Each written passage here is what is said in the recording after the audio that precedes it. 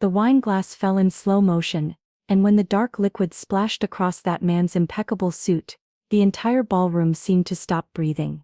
The next morning, when I opened my apartment door, there was a bodyguard standing before me and a black card with my name engraved in golden letters. But before I continue, tell me, where are you listening to this story from? From your bedroom, on your way to work, maybe while doing household chores, and tell me your age in the comments. I'd love to know who's on the other side, keeping me company through this thing I still can't believe I lived through. That night, everything began with the sound of my heels against marble. They were borrowed shoes, like the dress I was wearing, a midnight blue that my best friend swore made me look less invisible. I worked as an editorial assistant at a third-rate magazine, the kind of place where they pay you just enough to survive, and where dreams get filed away in forgotten folders.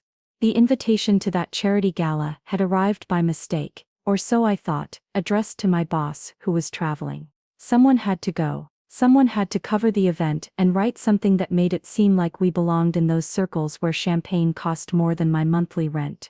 I remember the cold that hit my skin when I stepped out of the taxi. It was February, one of those nights when the wind cuts through fabric and finds every inch of exposed skin. The building rose before me like a glass cathedral, all lights and reflections, and through the enormous windows I could see silhouettes moving in a choreographed dance of wealth and power. My hands were shaking, though I told myself it was just the cold.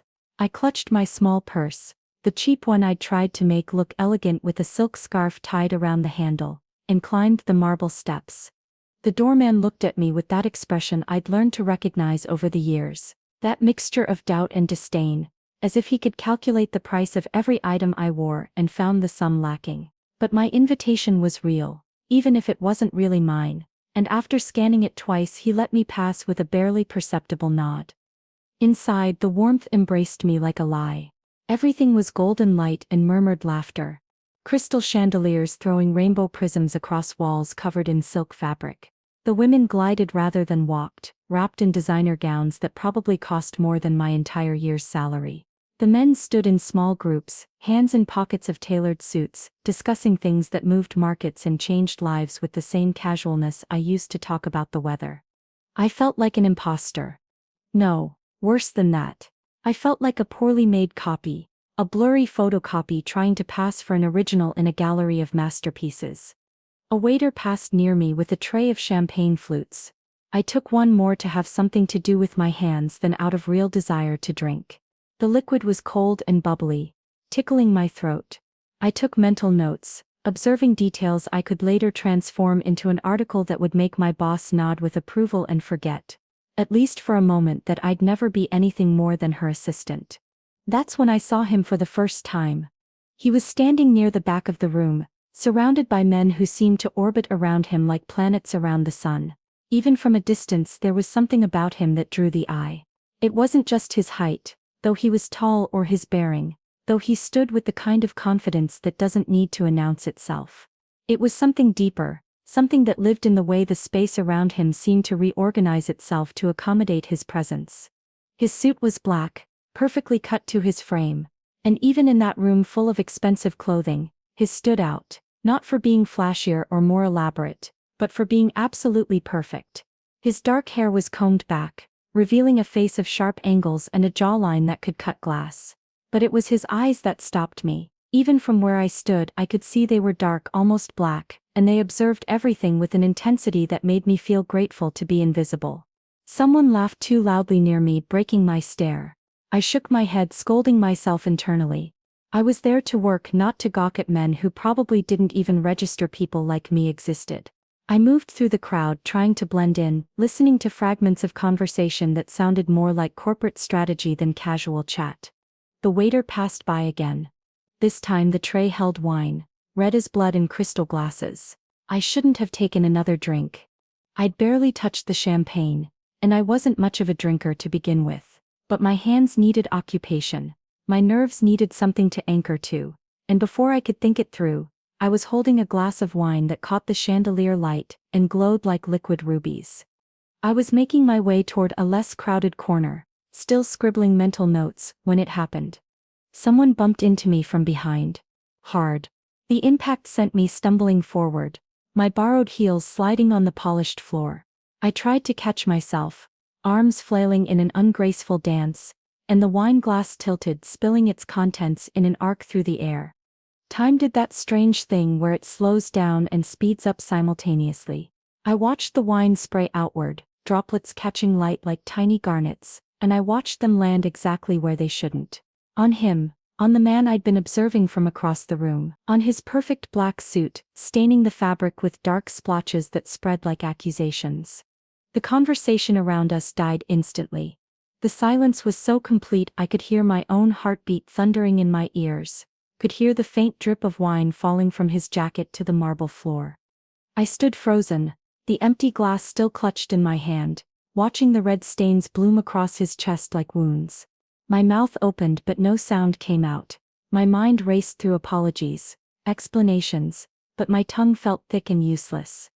He looked down at his ruined suit, then slowly, so slowly, his eyes lifted to meet mine. They were even darker up close, black as midnight water, deep as wells, and absolutely terrifyingly cold. There was no anger in them, which somehow was worse. There was simply nothing, like looking into the eyes of a statue, beautiful and completely devoid of warmth. "I'm sorry." The words finally burst from my throat, small and broken. "I'm so sorry. Someone pushed me. I didn't mean to." Who are you?" His voice cut through my rambling. It wasn't a question. It was a statement, a demand, delivered in a tone so level it raised the hair on my arms. Emma Torres. I work for Metropolitan Style magazine. I'm here covering the gala. I'm so sorry about your suit. I'll pay for the cleaning. You'll pay for cleaning." He repeated my words slowly, and something that might have been amusement flickered in those dead eyes. But it wasn't kind amusement. It was the kind that made my stomach drop. "Do you know who I am, Emma Torres?" I shook my head mutely. Around us people had started to whisper, but no one approached. No one offered help or napkins or anything. They just watched like spectators at a car crash, fascinated and horrified in equal measure. One of the men who'd been standing with him earlier stepped forward. He was shorter, stockier, with silver threading through his dark hair and eyes that assessed me like I was a problem to be solved. "Mr. Volkov, let me handle this. Miss, you need to leave, now." Volkov. The name rang a bell somewhere in the back of my mind, though I couldn't place why.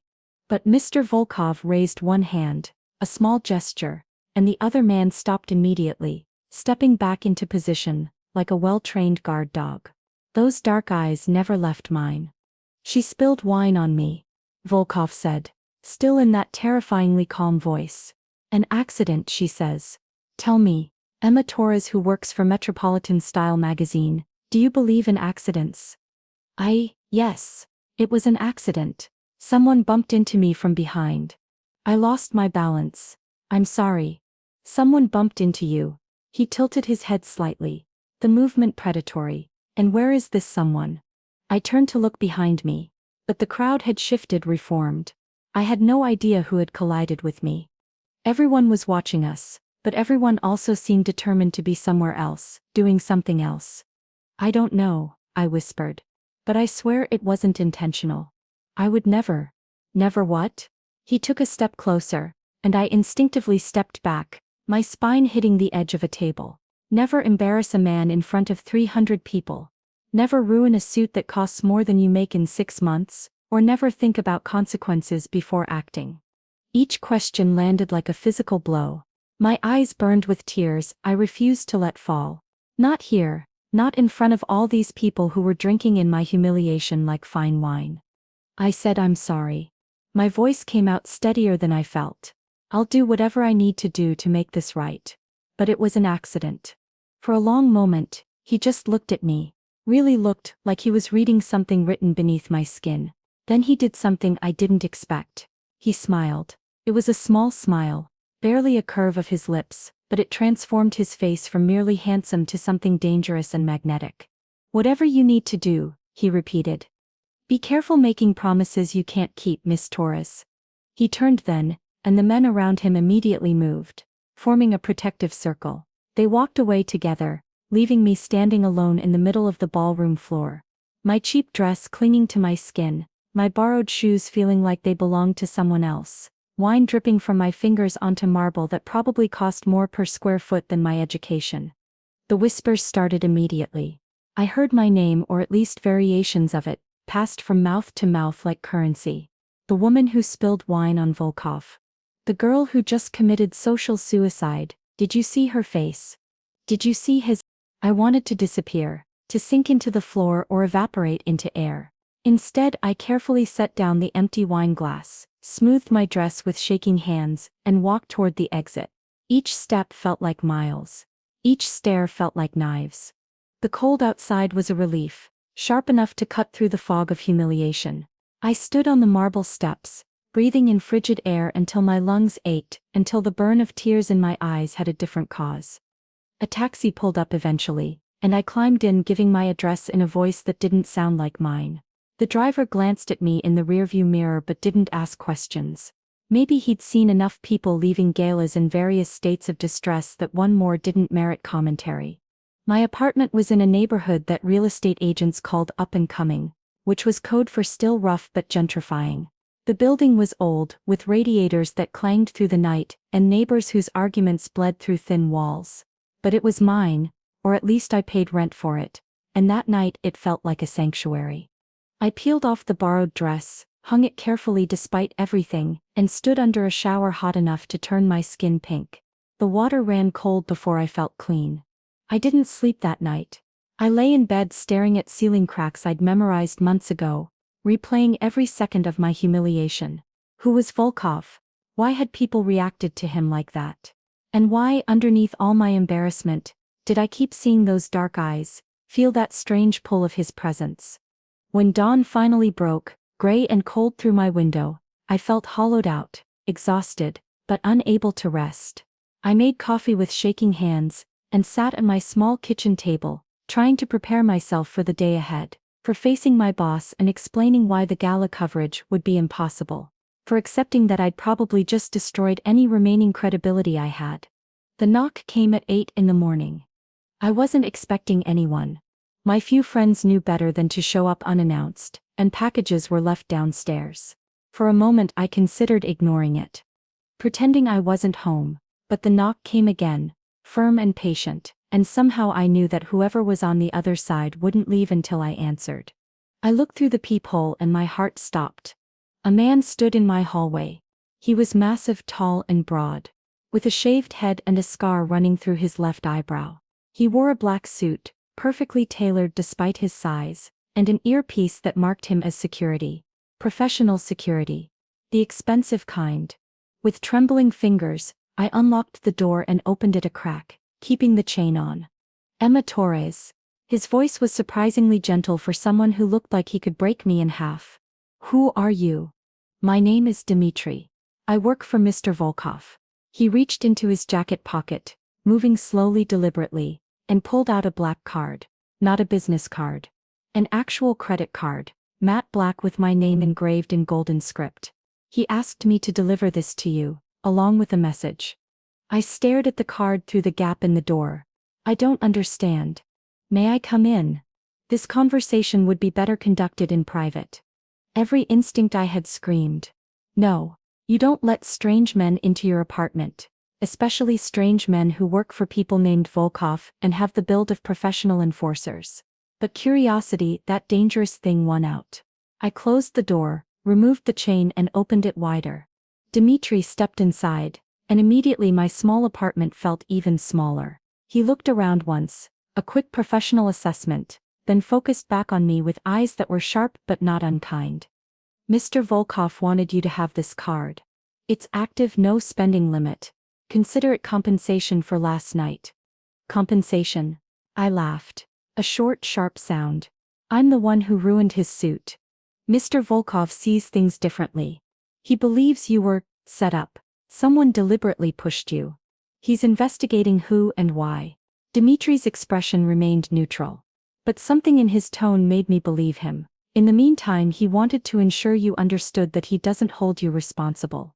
I took the card with numb fingers. It was heavy, heavier than a normal credit card, and cold to the touch. My name gleamed up at me in gold, impossibly elegant. Emma Caroline Taurus. I can't accept this. You can and you will. Dmitri said it kindly, but there was steel underneath. Mr. Volkov doesn't make offers lightly. Refusing would be unwise. Is that a threat? It's advice. From someone who's worked for him long enough to know how he operates. Dmitri pulled out another card. This one actually a business card. And set it on my kitchen table. This is for you as well. My number. I'll be your security detail for the foreseeable future. My what? The room tilted slightly. I don't need security. That's not for you to decide, Miss Taurus. As of this morning, I'm assigned to you. I'll be outside your building, accompanying you to work, ensuring your safety. He said it like he was describing the weather, casual and unchangeable. This is insane. I don't even know him. I spilled wine on him at a party. That doesn't make me his responsibility. For the first time, something like sympathy crossed Dmitri's face. In Mr. Volkov's world, Miss Torres, everything that touches him becomes his responsibility. You were deliberately targeted last night, which means you're now connected to situations you don't understand. He's protecting you because that's what he does. Protecting me from what? I don't know yet. Neither does he. But when someone uses an innocent person as a pawn, Mr. Volkov takes it personally. Dmitri moved toward the door then paused. One more thing, he'd like to see you tonight. Dinner at 8. I'll pick you up at 7:30. Dress casual. And if I refuse? Dmitri smiled, and it softened his intimidating features. He thought you might say that. He said to tell you that you're free to refuse, but he also said you strike him as someone who doesn't run from things, even when running would be smart. He's curious if his instinct is right. Then he was gone, closing the door softly behind him, leaving me standing in my apartment, holding a black card with unlimited credit, and facing a choice I didn't understand. I should have said no, should have torn up the card, thrown away Dmitri's number, ignored the dinner invitation, and pretended that night at the gala never happened. That would have been the smart thing, the safe thing. But he'd been right about one thing. I didn't run from things. At 7:30 that evening, I was waiting downstairs when a black Mercedes pulled up. Dmitri emerged from the driver's seat, opened the back door for me, and we drove through the city in silence. I'd chosen simple clothes, jeans and a sweater, taking him at his word about casual. My hair was down, my makeup minimal. If this was some kind of trap or test, I'd face it as myself, not dressed up in borrowed elegance. The restaurant wasn't what I expected. No fancy facade or valet parking. It was tucked into a quiet street, small and intimate, with warm light glowing through frosted windows. Dmitri walked me to the door, then stepped aside, taking up a position outside. Inside, the space was cozy. Maybe 10 tables, all empty except one in the back corner where he sat. Volkov stood when he saw me, a gesture that seemed old-fashioned and unexpected. He was dressed casually too, dark jeans and a gray sweater that made his eyes look almost silver in the soft light. Without the formal suit and surrounded by gentler atmosphere, he looked younger, more approachable. But those eyes were still intense, still assessing. Emma Taurus. He said my name like he was tasting it. Thank you for coming. Did I have a choice? I walked to the table but didn't sit. Always. I want to be clear about that. You always have a choice. He gestured to the chair across from him. Please, sit. Let me at least explain before you decide to leave. I sat slowly, keeping my purse in my lap, my muscles tensed for flight. The restaurant was warm, smelling of garlic and fresh bread, and somewhere in the back I could hear soft music playing. Italian maybe, something old and romantic. A waiter appeared immediately, setting down water glasses and bread. Volkov said something to him in Italian too quick for me to follow, and the man nodded and disappeared. You speak Italian. It wasn't what I meant to say first, but the words came out anyway. Among other languages. My mother was Italian. She taught me young. Something crossed his face there and gone too quickly to read. I ordered several dishes for us to share. If you have dietary restrictions, I apologize. I should have asked. I don't. I took a sip of water, needing something to do. Why am I here, Mr. Volkov? Nikolai. Call me Nikolai. He leaned back slightly, studying me with that unnerving focus. You're here because I owe you an apology. Of all the things I'd expected him to say, that wasn't on the list. You owe me an apology. Last night, I was cold to you. Harsh. You were clearly frightened, clearly mortified by what had happened. And I made it worse. His fingers drummed once against the table, a brief break in his controlled demeanor. I was angry but not at you. At the situation, at being caught off guard, but you bore the brunt of that anger, and it was unfair. I didn't know what to say. The sincerity in his voice felt real. But everything about this situation felt surreal. You didn't deserve what happened to you last night, he continued. Being pushed into me wasn't an accident. It was deliberate. Someone wanted to embarrass either you or me or both of us. I don't know why yet, but I will find out. How do you know it was deliberate? Because I've spent my entire life learning to read situations, to see patterns where others see chaos. Someone bumped into you hard enough to send you stumbling, then disappeared into the crowd. No apology, no acknowledgement. That's not an accident. That's an action with intent. The waiter returned with plates of food. Pasta in rich sauces, vegetables glistening with olive oil, bread still steaming from the oven. The smells made my stomach growl despite my nerves. Eat, Nikolai said gently. We can talk while we eat. I took a small portion of pasta, twirling it onto my fork with movements that felt mechanical. But the first bite was incredible, bursting with flavor, and I realized I hadn't eaten all day. Tell me about yourself, Nikolai said, serving himself with efficient movements. You work for Metropolitan Style magazine. How did you end up there? It was the only place that would hire me fresh out of college. I wanted to write, thought I could work my way up, maybe make a difference somehow. I laughed bitterly. 3 years later, I'm still an assistant. Still chasing my boss's coffee order and hoping for scraps of real work.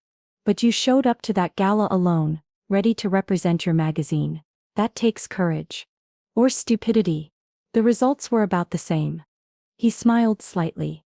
I disagree. You handled yourself with dignity in an impossible situation. Most people would have fallen apart completely. I fell apart inside, I admitted. I just didn't let it show. Couldn't afford to give them more to talk about. Them. He said the word with something like disdain. Those people last night, they're parasites. They feed on drama and scandal. Because their own lives are empty. Your moment of embarrassment will be forgotten by next week, replaced by whatever new gossip captures their attention. Easy for you to say. I trailed off, realizing I still didn't actually know what he was.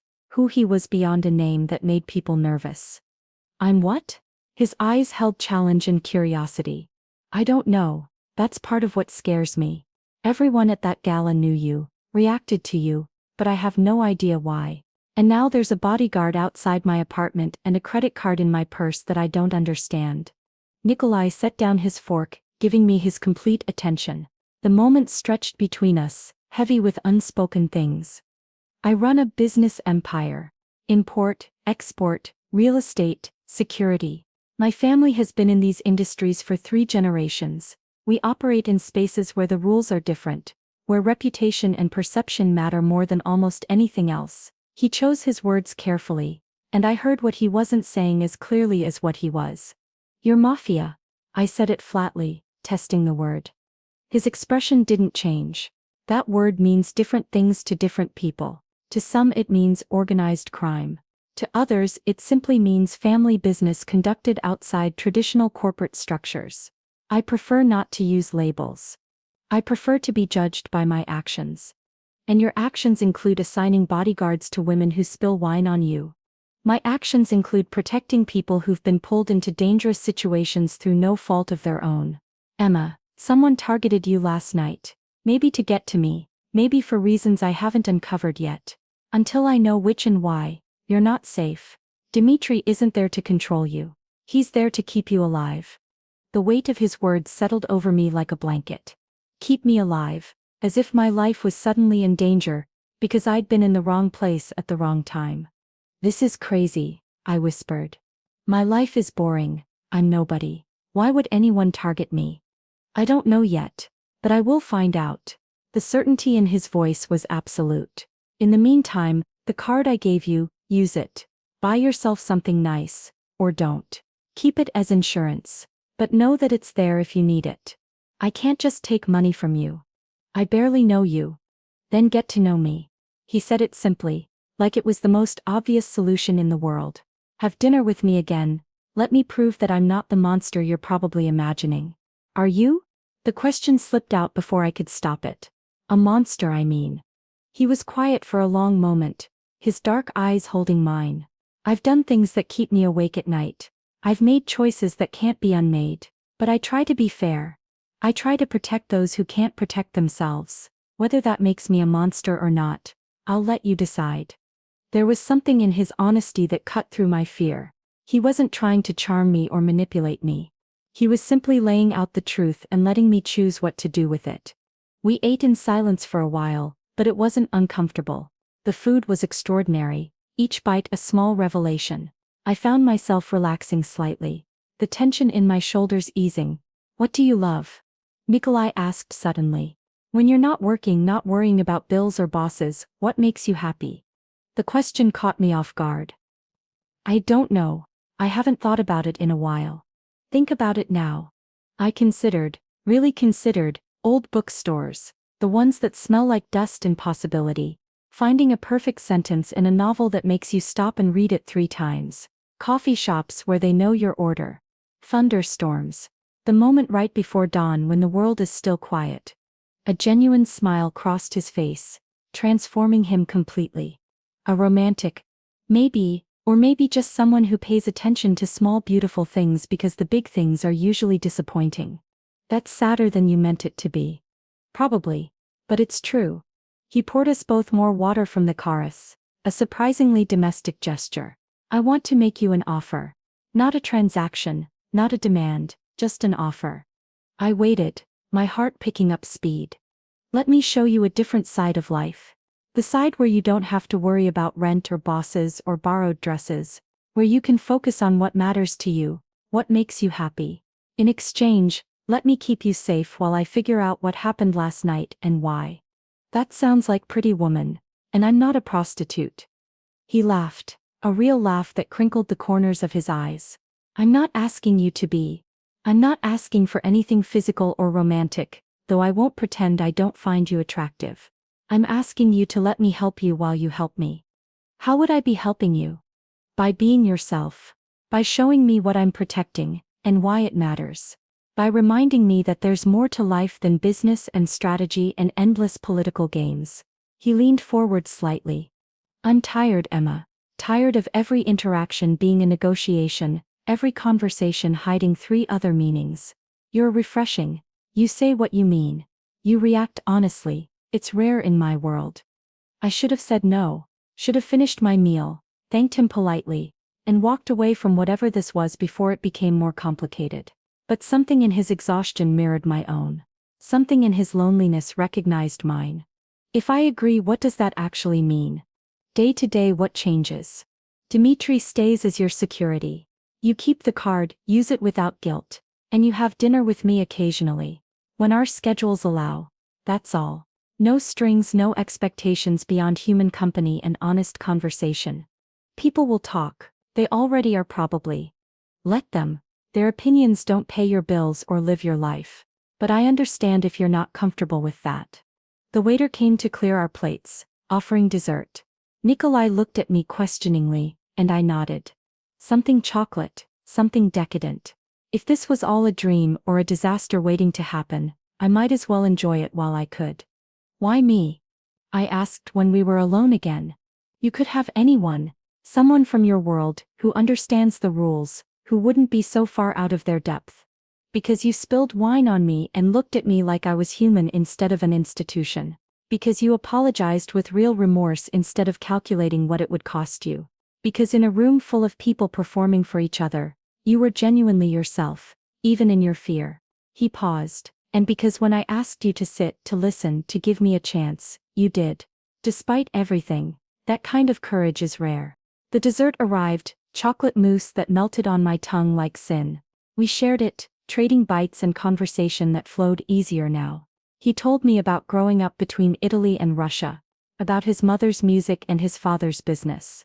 I told him about my small-town childhood, About the summer I spent writing a novel that never saw the light of day. About my dreams that had gotten smaller and more practical with each passing year. When the meal ended, Nikolai walked me out personally. Dmitri was still there, standing in the shadows, vigilant. The night air was cold and clean, carrying the promise of snow.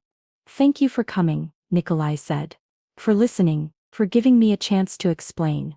Thank you for the meal, and the honesty." I hesitated, then made my decision.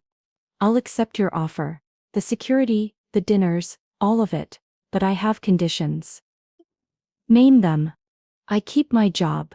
I keep my apartment. I keep my life, such as it is.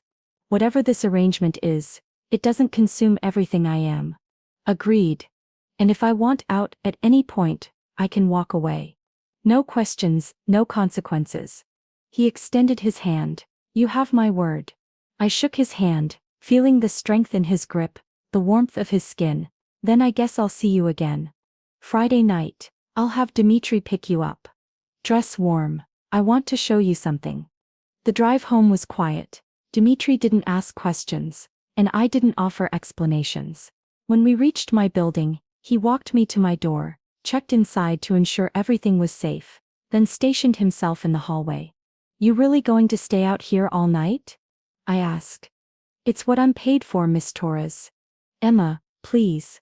He smiled slightly. "Emma. And yes, I'll be here, but don't worry about me. I've slept in worse places." Inside, I locked the door and leaned against it, trying to process everything that had just happened. My normal life, my small careful existence, had shattered like glass. In its place was something uncertain and dangerous and utterly unlike anything I'd known. The black card sat on my kitchen counter, catching light from the street lamps outside. I picked it up feeling its weight, and made a decision. Tomorrow I would be practical.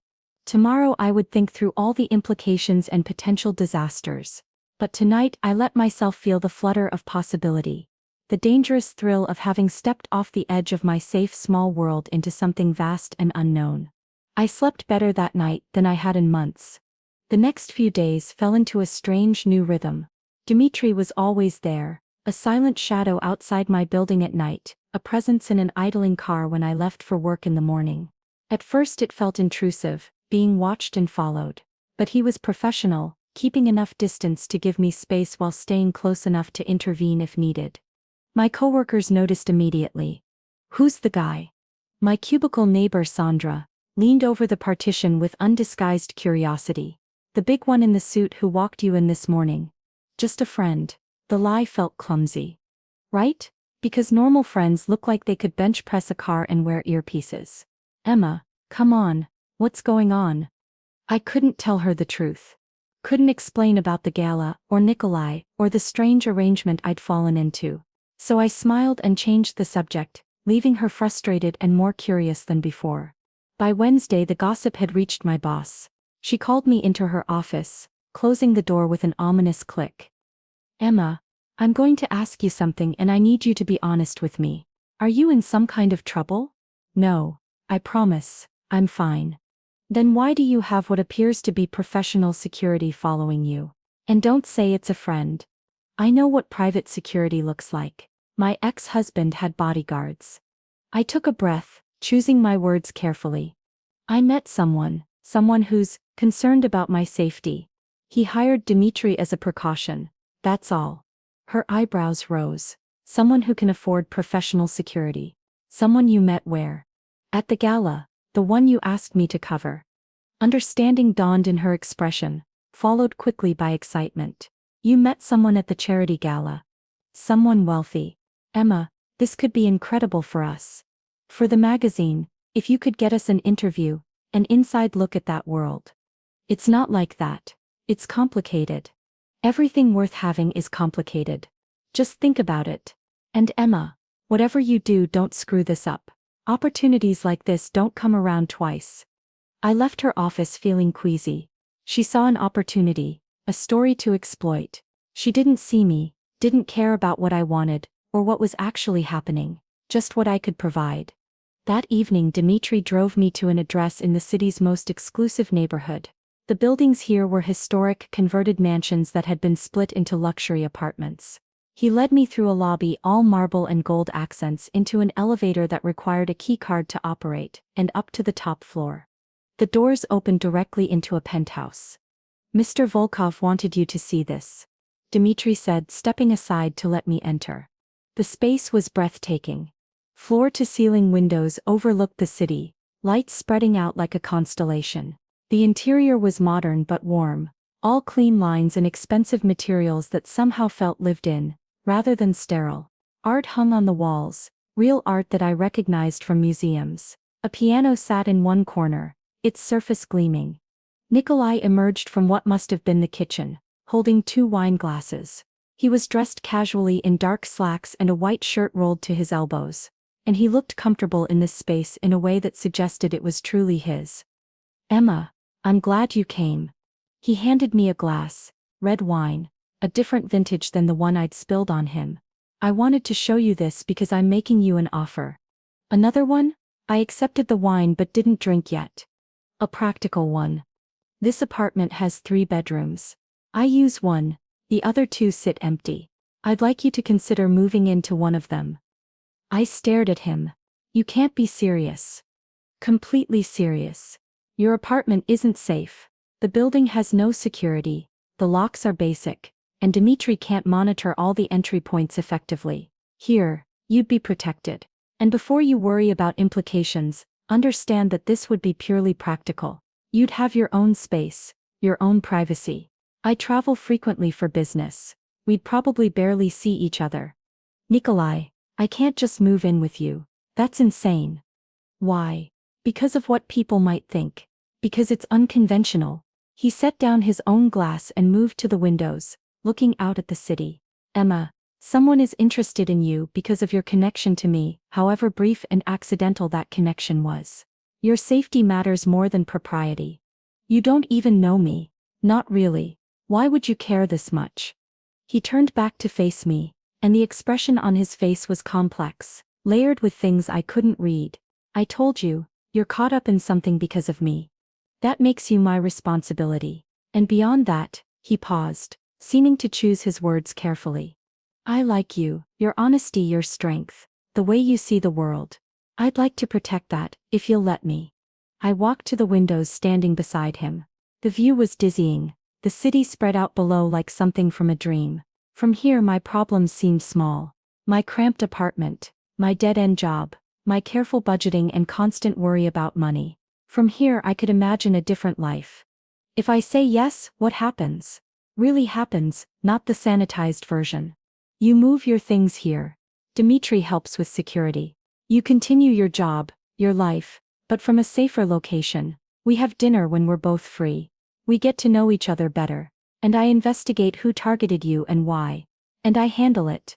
Handle it how? His jaw tightened slightly.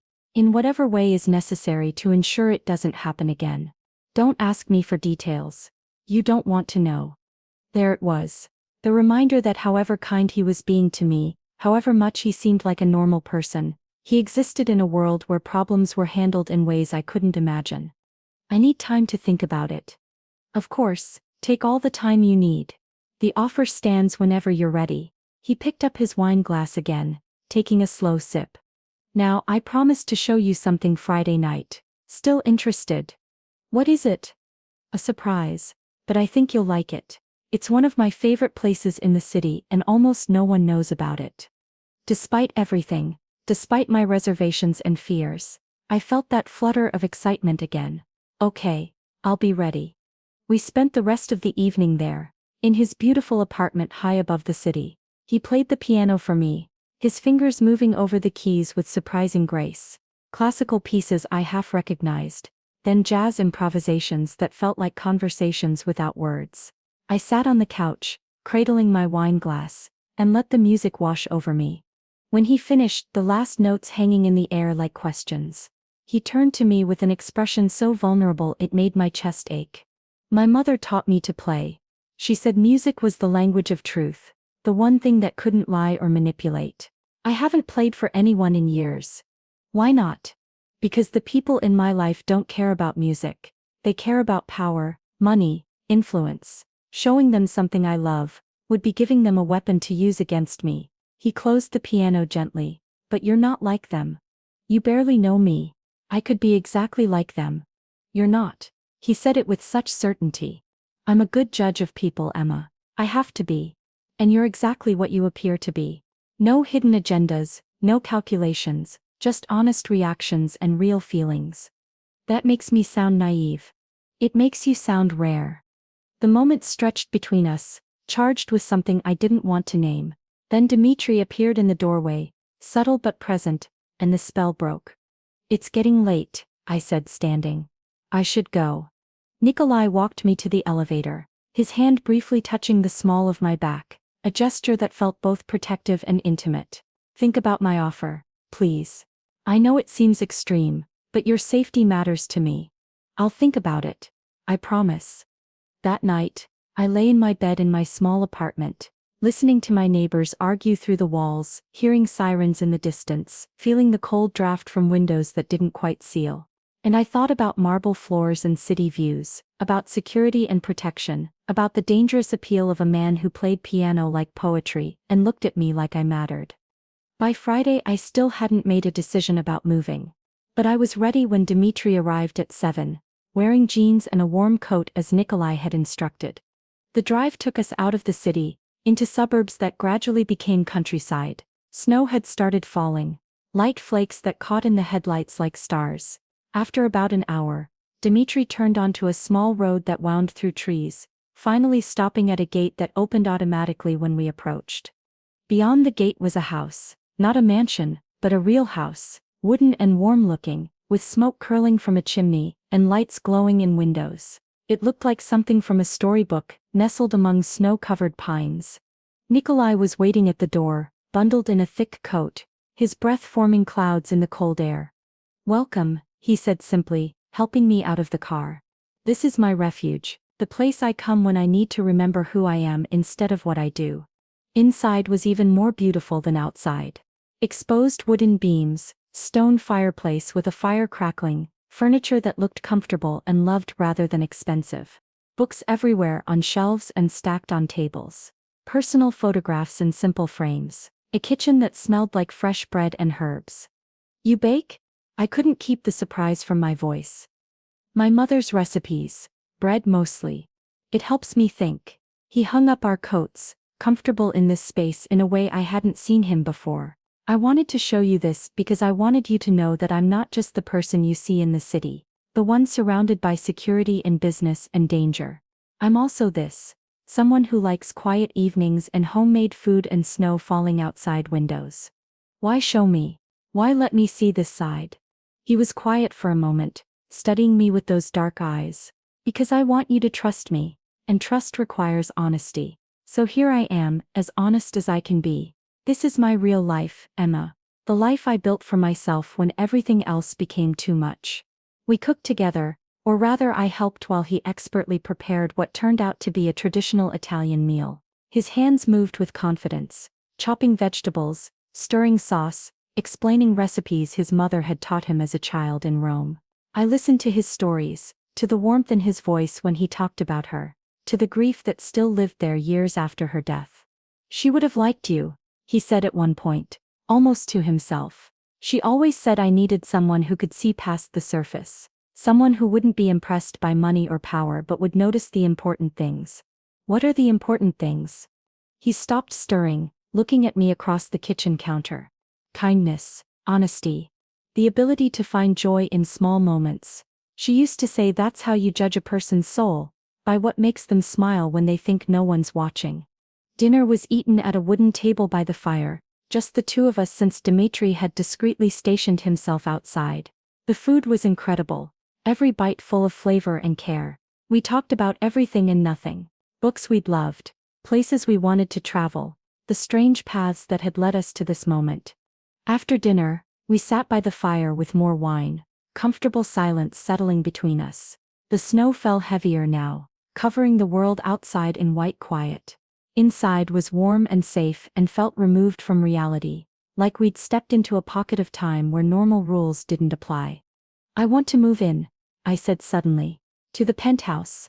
I want to accept your offer. He didn't react with triumph or satisfaction, just nodded slowly. You're sure? No. But I'm sure that I can't keep pretending my life is fine the way it is. And I'm sure that whatever this is between us, I want to see where it goes. Even if it scares me. It should scare you. I come with complications, Emma. Dangers that don't have easy solutions. But I promise I'll protect you with everything I have. I know, and strangely I did know. Whatever else Nikolai Volkov might be, however dark his world might get, I believed he would protect me. We stayed at the house that night, but in separate rooms. He showed me to a bedroom that was cozy and clean, with flannel sheets and down comforters. Through the window I could watch snow fall, could feel the peace of the countryside settling into my bones.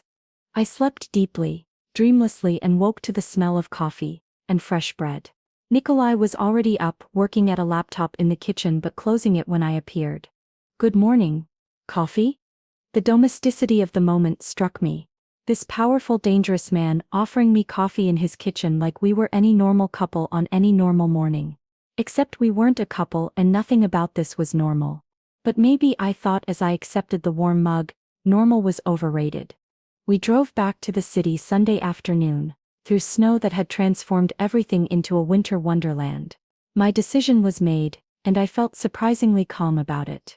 Whatever came next, at least I'd chosen it. The following week was a blur of movement and change. Dmitry helped me pack my apartment, and I was shocked by how little I actually owned. My entire life fit into a dozen boxes, books mostly, clothes that seemed shabby compared to the luxury of Nikolai's world, personal items that mattered to me but would probably seem worthless to anyone else.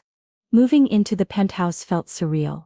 My bedroom was 3 times the size of my entire old apartment, with an attached bathroom that had heated floors and a shower with 6 different settings. The closet was walk-in, mostly empty, except for a few items that had been left there for me. Designer clothes in my size, casual and elegant pieces that must have cost more than my car. A note was attached to one dress. For whenever you're ready to be seen with me in public, but only if you want to. I hung up my own clothes beside them, the contrast almost comical. But I kept them there, a reminder of who I was, where I came from. Nikolai was true to his word about giving me space. He traveled that week, something about business in Chicago. And I had the apartment to myself, except for when Dmitry checked in. I fell into a new routine. Wake up in luxury, commute to my regular job, come home to a place that didn't feel quite real. My boss was thrilled when I mentioned casually that I'd moved, assuming it meant I was getting more serious with whoever she imagined I was seeing. She pushed harder for an interview, for access to that world. I deflected and changed the subject, but it was getting harder to avoid. Nikolai returned on Thursday, and I came home to find him in the kitchen, cooking again. He looked tired, shadows under his eyes and tension in his shoulders, but he smiled when he saw me. Welcome home. I thought we could have dinner in tonight. If you're free. I'm free. I set down my bag, feeling that strange domestic feeling again. How was Chicago? Complicated. I'll tell you about it over food. He handed me a glass of wine. How are you settling in? Still feels like I'm playing pretend in someone else's life. But it's getting easier. We ate together, and he told me about his trip. Business negotiations that hadn't gone as planned. People who were pushing boundaries they shouldn't cross. He spoke carefully, leaving out details that would implicate or expose.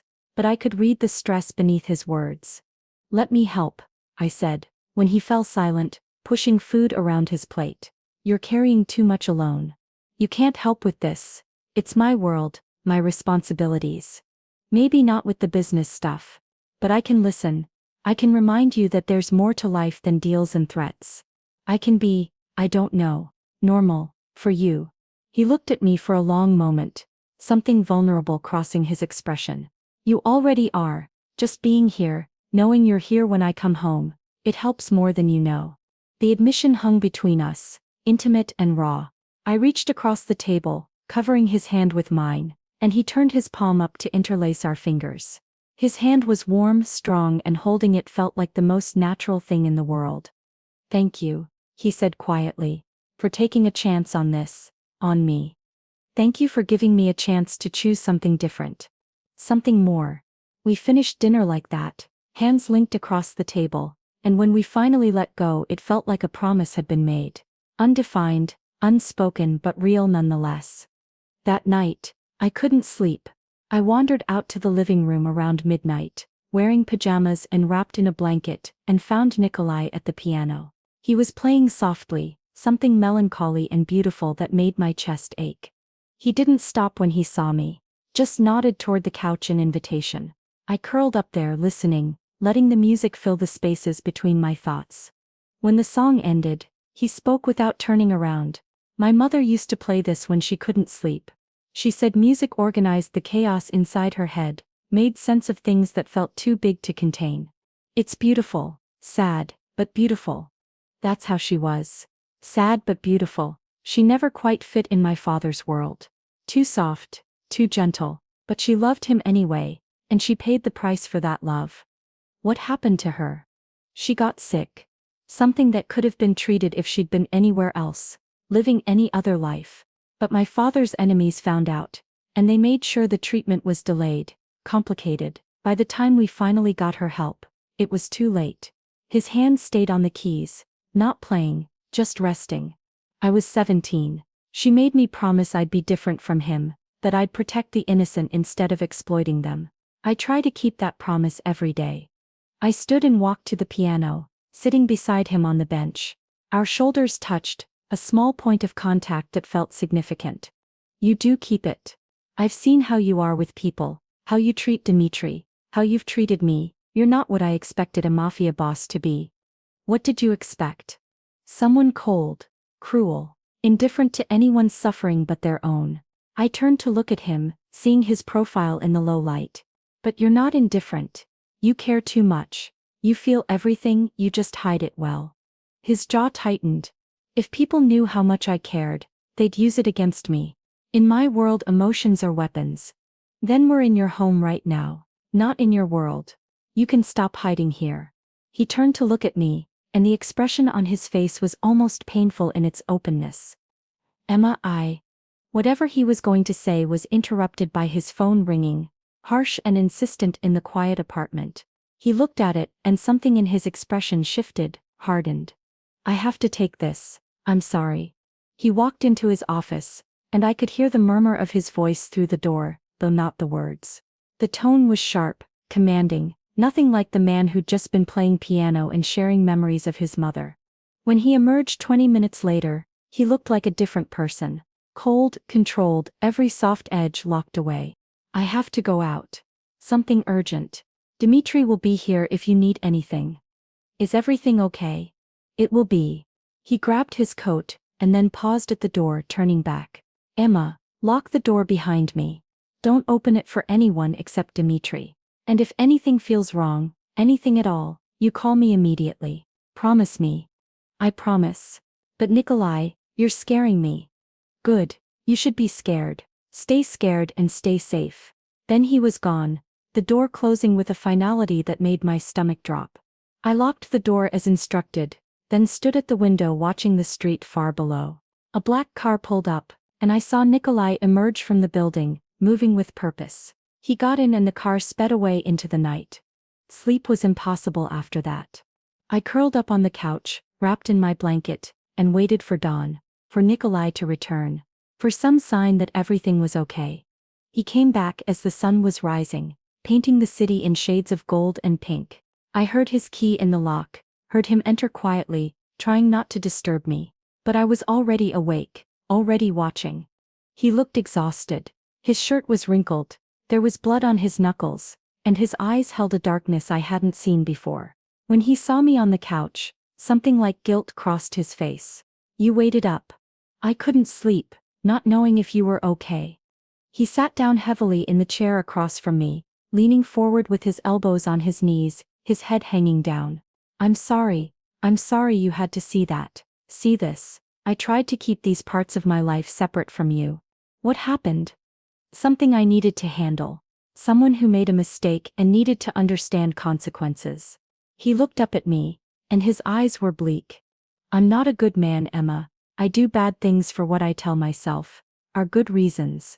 Tonight was one of those nights. I should have been horrified, Should have packed my things and left immediately. But looking at him, seeing the weight he carried, all I felt was sadness. For him, for the life he'd been born into, for the impossible choices that shaped his days. Did you kill anyone? No. But I hurt someone, badly, because they needed to learn not to cross certain lines. Did they deserve it? He laughed bitterly. Does anyone deserve to be hurt? Even criminals, even bad people, they're still people. Still someone's son or brother or father. But in my world, mercy is often mistaken for weakness. And weakness gets you killed. I stood and crossed to him, kneeling in front of his chair, so I could look up into his face. My hands found his, carefully avoiding the bloodied knuckles. You're not a bad man. A bad man wouldn't care about the distinction, wouldn't feel guilty, wouldn't try to protect someone like me from seeing the worst parts of himself. Emma, I'm not naive, Nikolai. I know what you are, what your world involves. I chose to be here anyway, so don't try to push me away, because you think I can't handle the reality of your life. He cupped my face with one hand, his thumb brushing my cheek with a gentleness that contrasted sharply with the blood on his knuckles. You're too good for this. For me. Maybe, or maybe you're exactly what I need. Someone real, even when that reality is complicated and dark. We stayed like that for a long moment, frozen in that space between what we were and what we might become. Then he stood, pulling me up with him, and wrapped me in an embrace that felt like shelter. I'm going to clean up and sleep for a few hours. But thank you. For not running. For not judging. For just being here. He disappeared into his room, and I heard the showers start. I made coffee and watched the sunrise, thinking about choices and consequences, about the line between right and wrong when right and wrong weren't clear categories, but endless shades of gray. When Nikolai emerged hours later, showered and dressed in fresh clothes, the darkness had receded from his eyes. He found me in the kitchen, reading a book and drinking my third cup of coffee. Couldn't sleep either, he asked. Couldn't turn my brain off. Too much to think about. He poured himself coffee and sat across from me. In the daylight he looked more like himself, more like the man who'd played piano and baked bread and shown me his vulnerable places. Emma, I need to tell you something, about last night, about what happened. You don't have to. I do. You deserve to know what you're choosing to be part of. He took a breath, organizing his thoughts. The person I met with last night was involved in the incident at the gala, the one who pushed you into me. It wasn't random. It was a test, a way for some of my rivals to see how I'd react, to probe for weaknesses. My blood ran cold. Someone deliberately made me spill wine on you to test you. Yes, and by showing you kindness instead of anger, by bringing you into my life, I've sent a message that you matter to me, which means you're now a potential target. So this whole thing, you protecting me, it's not just paranoia. I'm actually in danger. Yes, which is why I need you to take this seriously, Emma. The security, the precautions, all of it. These people play for keeps. They won't hesitate to hurt you to get to me. I set down my coffee cup carefully, my hands shaking slightly.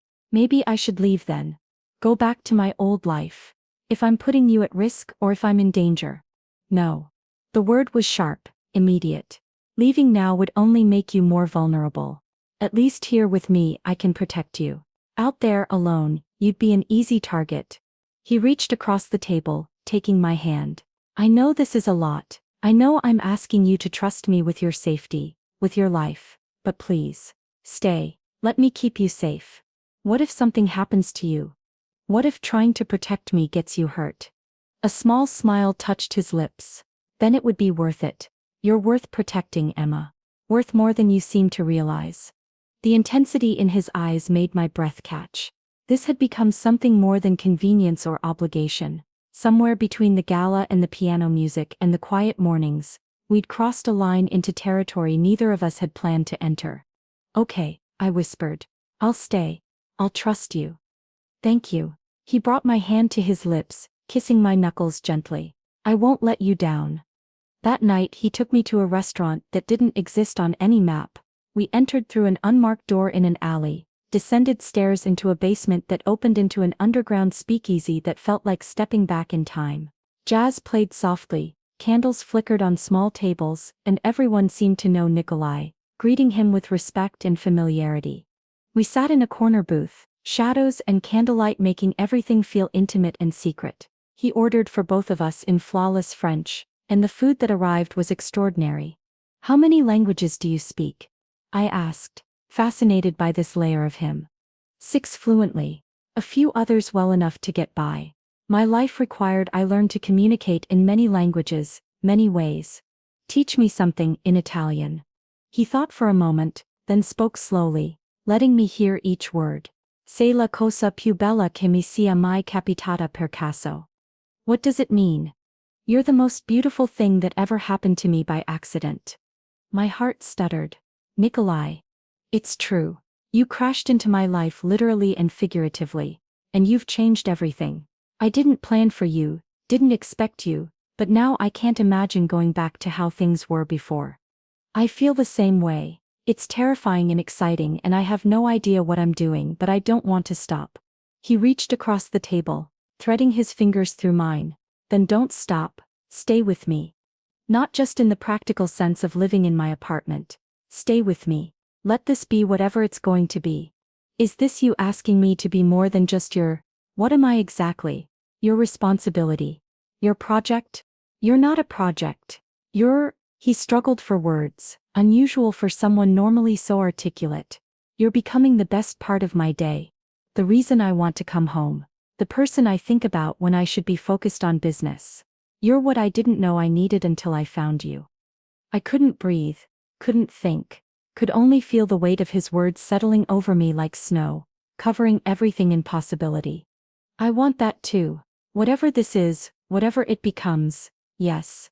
We finished dinner in a haze of new understanding, hands linked across the table, eyes meeting in silent conversation that words couldn't capture. When we left, walking back to the car through cold night air, Nikolai wrapped his arm around me, pulling me close against his side. The city looked different now, less like a place I navigated, and more like somewhere I belonged. The lights were brighter, the sounds richer, everything more vivid because I was experiencing it with him. Back at the apartment, we stood in the living room, suddenly awkward with each other, despite the intimacy of the evening. So much said, so much still unspoken. The space between us felt charged, heavy with questions and possibilities. "Emma," Nikolai said softly. "I need you to know something. I'm not good at this, at letting people in, at being vulnerable. But with you it feels less like a risk, and more like the only smart choice I've made in years." I stepped closer, eliminating the distance between us. "You don't have to be good at it. We can figure it out together. Both of us stumbling through this with no idea what we're doing." He laughed quietly, and then his hands were on my waist, pulling me closer. His forehead rested against mine, our breaths mingling in the small space between us. "Tell me if this is too fast. Tell me if you need me to slow down." "Don't slow down, please don't slow down." His lips met mine, gentle at first, questioning. I answered by pressing closer, my hands finding his shoulders, his neck threading through his hair. The kiss deepened, became something desperate and necessary, like we were both starving for something only the other could provide. When we finally broke apart, both breathing hard, his eyes were darker than I'd ever seen them. "Stay with me tonight. Not in your room. In mine. Just to sleep. Just to be close. His voice broke slightly. "I need to know you're here. That this is real. It's real, and yes, I'll stay with you." We moved to his room, a space I'd never entered before. It was surprisingly simple, elegant but uncluttered. A massive bed dominated the space, covered in gray sheets that looked soft as clouds. We lay down together, still clothed, and he pulled me against his chest, his arms wrapping around me like I was something precious that might break. "I'm scared," he whispered into my hair. "Scared of what I feel for you. Scared of what it means, what could happen. In my world, Emma, love is a liability. It's something people use against you. But I can't stop this, can't stop wanting you, needing you."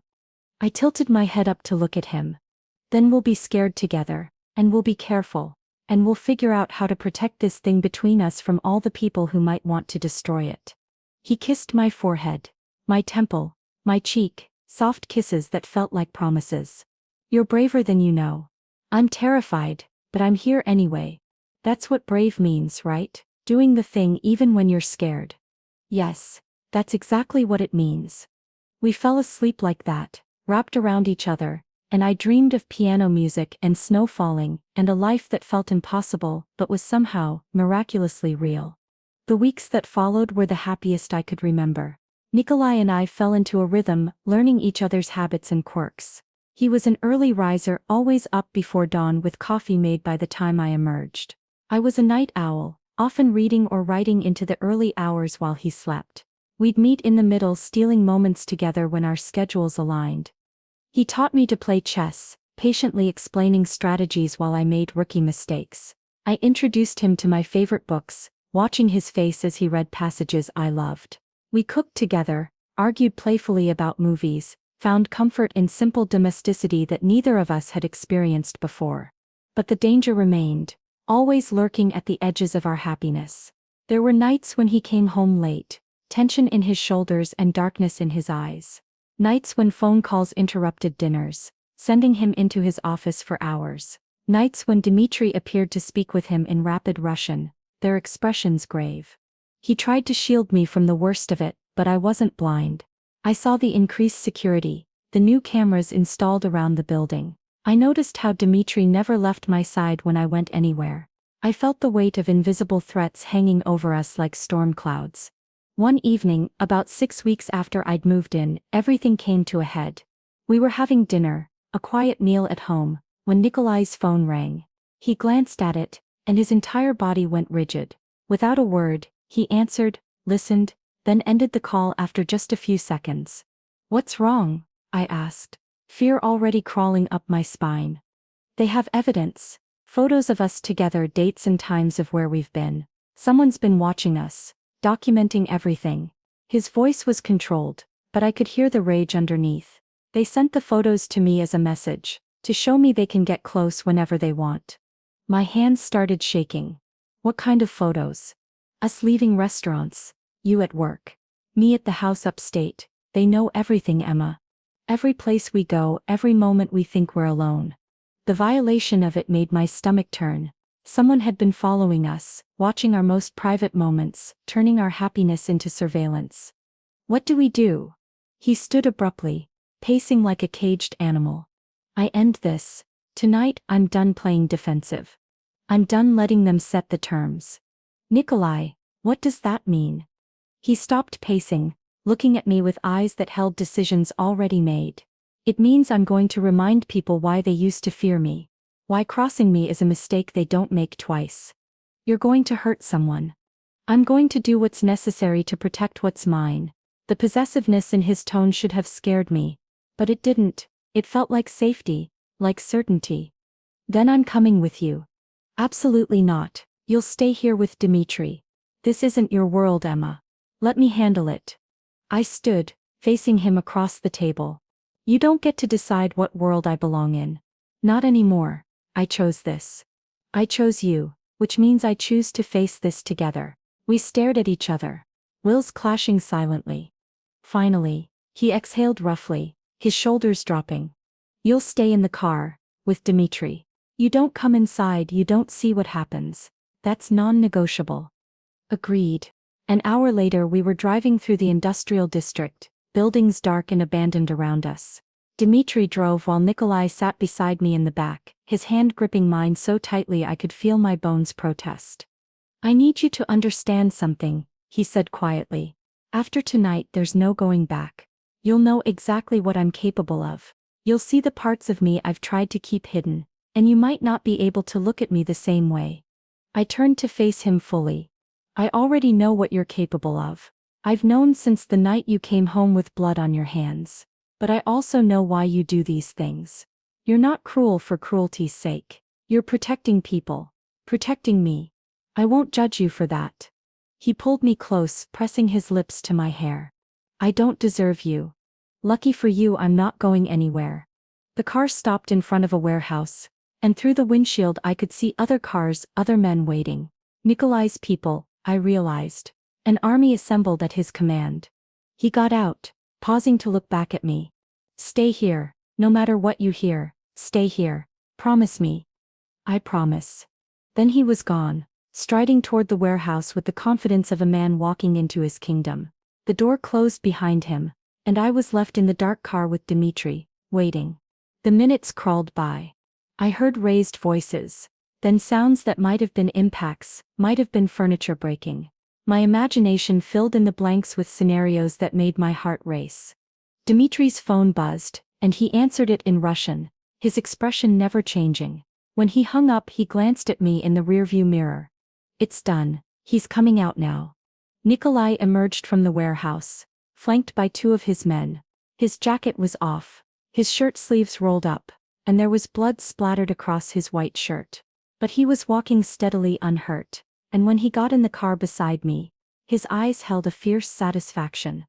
It's over. They won't bother us again. They won't dare. Are you hurt? Not my blood. He said it flatly, and I understood, whatever had happened in that warehouse, it had ended decisively in his favor.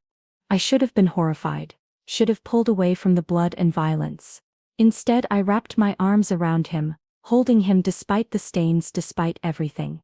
Thank you for keeping me safe. His arms came around me, crushing me against his chest. Always, I'll always keep you safe. We drove home in silence, his hand never leaving mine. Back at the apartment, he showered while I waited, sitting on his bed, processing everything that had happened.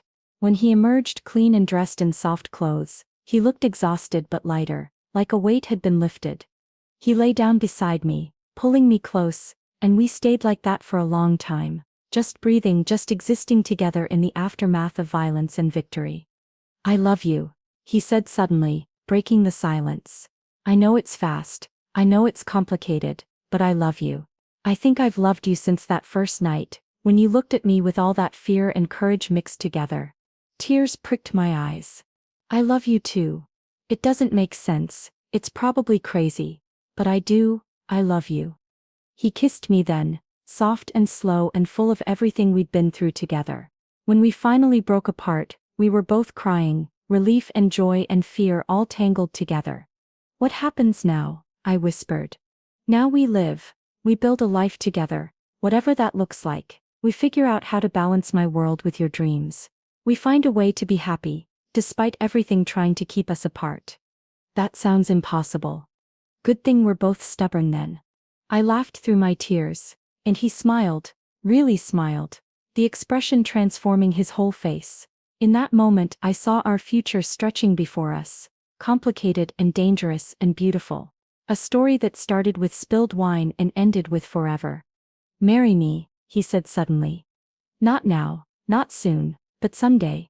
When you're ready, when it feels right. Marry me, and let me spend the rest of my life proving I deserve you. Yes, I didn't hesitate. Someday when we've figured out how to breathe in the same air. Yes, I'll marry you. He held me tighter, and I felt his heart beating against mine. Steady and strong. Outside, the city lights glowed in the darkness. Inside, we built a world of our own, made of piano music and whispered promises and love that was real, despite being impossible. And I knew with absolute certainty that I would choose this moment, this man, this complicated beautiful life, over and over again. Every single time. The wine had spilled, and everything had changed. And I wouldn't change a single drop,